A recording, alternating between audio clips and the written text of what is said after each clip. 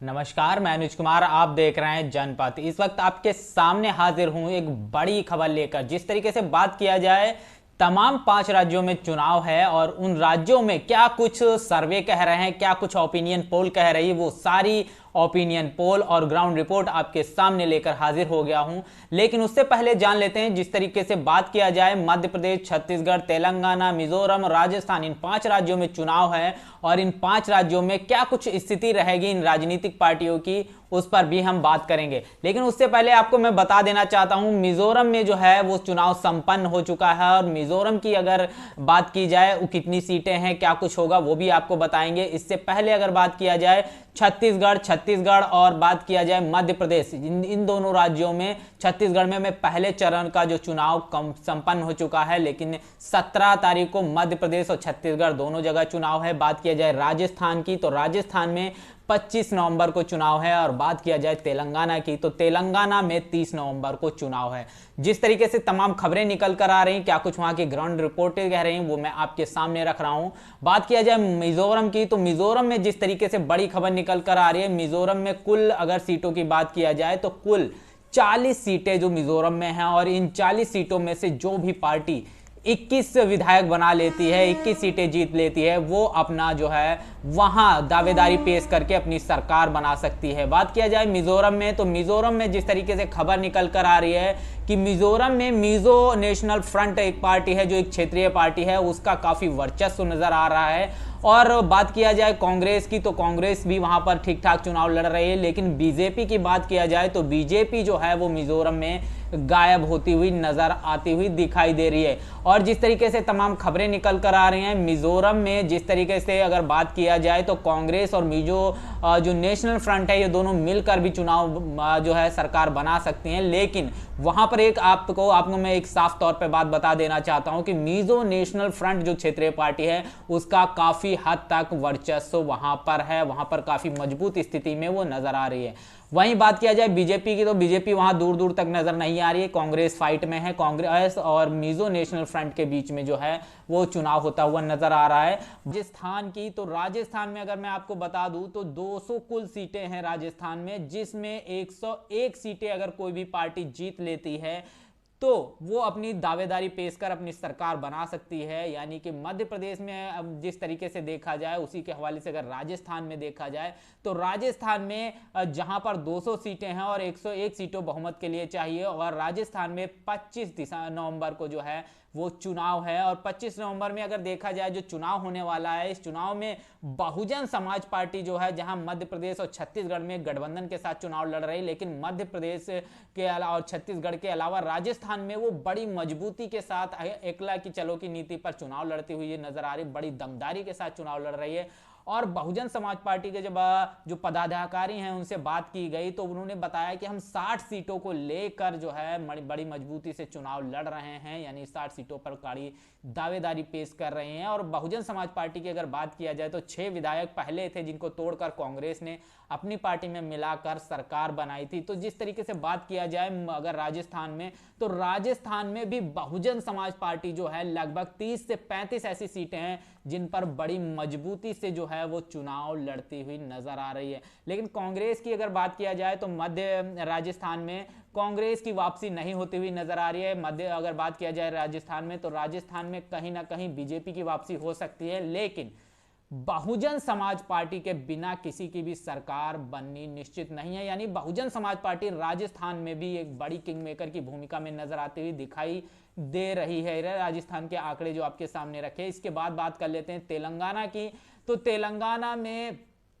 कुल 119 सीटें हैं और कुल 119 सीटों में जो भी पार्टी जो है 60 सीटें जीत लेती है, वो अपनी सरकार बना सकती है। और बात किया जाए तेलंगाना में, तो तेलंगाना में 30 नवंबर को जो है वो चुनाव होगा। और इस चुनाव में अगर बात किया जाए, बहुजन समाज पार्टी थी दमदारी के साथ चुनाव लड़ रही है। यहां पर जो बहुजन समाज पार्टी की जो कमान है वो retired IPS officer doctor R S Praveen को दी गई है और उनको ही बसपा सुप्रीमो मायावती ने तेलंगाना से बहुजन समाज पार्टी का सीएम पद का दावेदार भी घोषित किया है। और बड़ी मजबूती के साथ आरएस प्रवीण जो है लगातार चुनावी रणनीतियां अपना रहे हैं, तमाम तरीके से पार्टी को मेहनत करके बहुत आगे लेकर आए। और बात किया जाए तेलंगाना में जो बीआरएस है वहां की, जिसकी अभी सरकार है केसीआर की सरकार, और बहुजन समाज पार्टी के बीच में ही जो है, दोनों के बीच में ही फाइट नजर आती हुई दिखाई दे रही है। यही बड़ी वजह है कि बीआरएस के तमाम जो कार्यकर्ता हैं, तमाम जो पुलिस प्रशासन की तरफ से देखा जाए,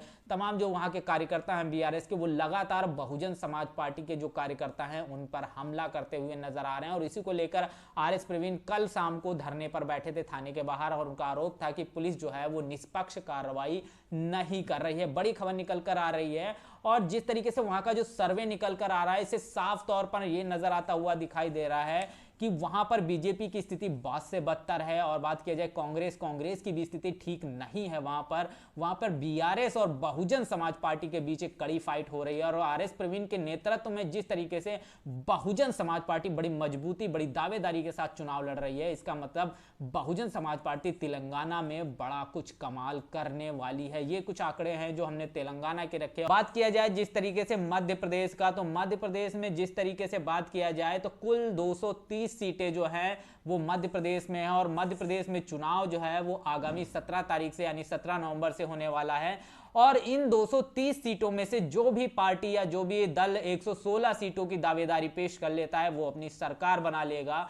और इन 4 राज्यों में इनके ऊपर बात करने से पहले सिर्फ मिजोरम को छोड़कर इन 4 राज्यों की अगर बात किया जाए, मध्य प्रदेश, छत्तीसगढ़, तेलंगाना और राजस्थान, इन 4 राज्यों में बहुजन समाज पार्टी बड़ी दमदारी के साथ चुनाव लड़ रही है। इसीलिए ये 4 राज्य जो है वो बहुत ही महत्वपूर्ण हो जाते हैं। जिस तरीके से हम बात कर रहे थे मध्य प्रदेश में 230 कुल सीटें हैं, और यहां पर जिस तरीके से 17 तारीख को चुनाव है, और इसमें जो भी 116 सीटें जीत लेता है वो अपनी सरकार बना सकता है। मध्य प्रदेश में बीजेपी की जो बात किया जाए तो बीजेपी की स्थिति थोड़ा सा खराब हो चुकी है। कांग्रेस यहां पर थोड़ा ठीक ठाक जो है, कांग्रेस वापसी कर सकती है। लेकिन बात किया जाए मध्य प्रदेश में बहुजन समाज पार्टी और गोंडवाना गणतंत्र पार्टी दोनों का गठबंधन जो है वो चुनाव लड़ रहा है, और बहुत ही दमदारी और मजबूती के साथ चुनाव लड़ता हुआ नजर आया। ग्राउंड रिपोर्ट पे जिस तरीके से निकल कर आई, यहां पर लगभग 30 ऐसी सीटें हैं जहां पर ये गठबंधन, यानी बहुजन समाज पार्टी और गोंडवाना गणतंत्र पार्टी का जो गठबंधन है, ये बहुत ही मजबूती के साथ में चुनाव लड़ता हुआ नजर आया। 30 सीटें जो हैं बहुत मजबूत हैं। और जिस तरीके से बात किया जाए, मध्य प्रदेश भी जो है वो दलित और आदिवासी बाहुल्य क्षेत्र है, और इस क्षेत्र में इन दोनों पार्टियों का काफी अच्छा जनाधार है। बात किया जाए भिंड, मुरैना, ग्वालियर, ये सारे जो संभाग हैं बहुजन समाज पार्टी के बहुत ही मजबूत संभाग हैं। और इसी के हवाले से अगर देखा जाए तो 30 ऐसी सीटें हैं जिस पर यह गठबंधन बड़ी मजबूती से चुनाव लड़ रहा है। और इसी के हवाले से अगर देखा जाए तो मध्य प्रदेश में बिना बहुजन समाज पार्टी के गठबंधन, बहुजन समाज पार्टी के बिना किसी की भी सरकार नहीं बन सकती। ये साफ तौर पर नजर आता हुआ दिखाई दे रहा है। अगर कांग्रेस भी यहां सरकार बनाती है तो कांग्रेस को बहुजन समाज पार्टी के बिना सरकार नहीं बना सकती है। यानी कि कहा जाए तो बहुजन समाज पार्टी मध्य प्रदेश में किंग मेकर की भूमिका में नजर आती हुई दिखाई दे रही है। और अंत में बात कर लेते हैं छत्तीसगढ़ की, जहां पर पहले चरण का जो है चुनाव हो चुका है। दूसरे चरण का जो चुनाव है वो 17 नवंबर को होना है। और जिस तरीके से खबर निकल कर आ रही है, छत्तीसगढ़ में गोंडवाना गणतंत्र पार्टी और बहुजन समाज पार्टी दोनों मिलकर चुनाव लड़ रही हैं। और बात किया जाए छत्तीसगढ़ की, तो छत्तीसगढ़ में 90 कुल सीटें हैं, और जो भी पार्टी 46 सीटें जीत लेती है वो बहुमत के आधार पर अपनी सरकार बना सकती है। और यहां पर अगर बात किया जाए तो यहां पर बीजेपी की स्थिति बद से बदतर है। यानी कि अगर हम बात कर रहे हैं छत्तीसगढ़ में, तो बीजेपी की स्थिति बदतर है। जो कांग्रेस है वो फाइट में है, और बहुजन समाज पार्टी और गोंडवाना गणतंत्र पार्टी, इनका जो गठबंधन है ये बड़ी मजबूती से चुनाव लड़ता हुआ नजर आ रहा है। यानी कि अगर साफ तौर पर देखा जाए तो छत्तीसगढ़ में बहुजन समाज पार्टी और कांग्रेस के बीच में फाइट होती हुई नजर आ रही है। और बहुजन समाज पार्टी और गोंडवाना गणतंत्र पार्टी का अगर बात किया जाए तो जिस तरीके से मध्य प्रदेश और छत्तीसगढ़ दोनों राज्यों में इसका जो गठबंधन है, और छत्तीसगढ़ भी आदिवासी और दलित बहुजन बाहुल्य क्षेत्र है, और इस क्षेत्र में जो गोंडवाना गणतंत्र पार्टी उसका भी काफी अपना वर्चस्व है, और बहुजन समाज पार्टी का भी काफी अच्छी जो पकड़ है। और इसी के हवाले से अगर देखा जाए तो बड़ी जो है यहाँ पर जो है बहुजन समाज पार्टी बड़ी मजबूती से चुनाव लड़ती हुई नजर आ रही है। छत्तीसगढ़ में जिस तरीके से मायावती की कुछ एक रैलियां हुई, उन रैलियों में जिस तरीके से लाखों की संख्या में लोग पहुंच रहे हैं, इससे साफ तौर पर जाहिर है कि बहुजन समाज पार्टी जो है वो छत्तीसगढ़ में बड़ा करने वाली है। मध्य प्रदेश में बहुजन समाज पार्टी की जो रैलियां हो रही हैं वो उसमें भी बहुत लाखों की संख्या में समर्थक पहुंच रहे हैं। यानी कि बहुजन समाज पार्टी जो है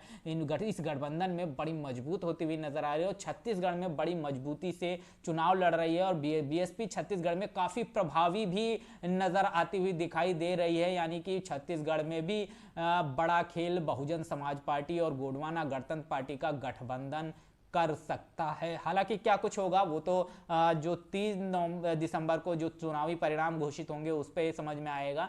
लेकिन जिस तरीके से बात किया जाए, बहुजन समाज पार्टी जिस तरीके से मजबूती और दमदारी से चुनाव लड़ रही है, जिस तरीके से मध्य प्रदेश और छत्तीसगढ़ में मायावती की जो रैलियां हुई हैं, जो जनसभाएं हुई, उसमें लाखों की संख्या में जो समर्थक पहुंच रहे हैं। यानी कि अगर बात किया जाए बहुजन समाज पार्टी का अभी तक जो कोर वोट, जो मुख्यतः वोट या मुख्यतः जो प्रभाव है उत्तर प्रदेश में समझा जाता था, लेकिन जिस तरीके से मध्य प्रदेश छत्तीसगढ़ में उनको समर्थन मिल रहा है, लाखों की संख्या में लोग पहुंच रहे हैं, इससे बड़ी उम्मीद जगी है। और तमाम जो लोग हैं उन्होंने बीजेपी और कांग्रेस के तमाम शासन देख लिए हैं, अब उनकी उम्मीद जो है वो बहुजन समाज पार्टी की तरफ है। यही बड़ी वजह है कि अब लोग जो है वो परिवर्तन चाह रहे हैं और वो परिवर्तन जो तमाम बहुजन समाज पार्टी की जो जनसभाएं हो रही हैं उसमें नजर भी आता होता है। लेकिन ये जन समर्थन जो है वो कितना कामयाब होता है वो 3 दिसंबर को पता चलेगा। हालांकि ये सारे आंकड़े जो हैं वो 3 दिसंबर को हम आपके सामने सारे जो आंकड़े जो भी होंगे चुनावी परिणाम वो लेकर भी आपके सामने मैं हाजिर होऊंगा। लेकिन अभी का जो आपके सामने हमने एक पूरा जो अंतिम सर्वे रखा, इस सर्वे पर आपका क्या कहना है, बहुजन समाज पार्टी की जो स्थिति है उस पर आपका क्या कहना है,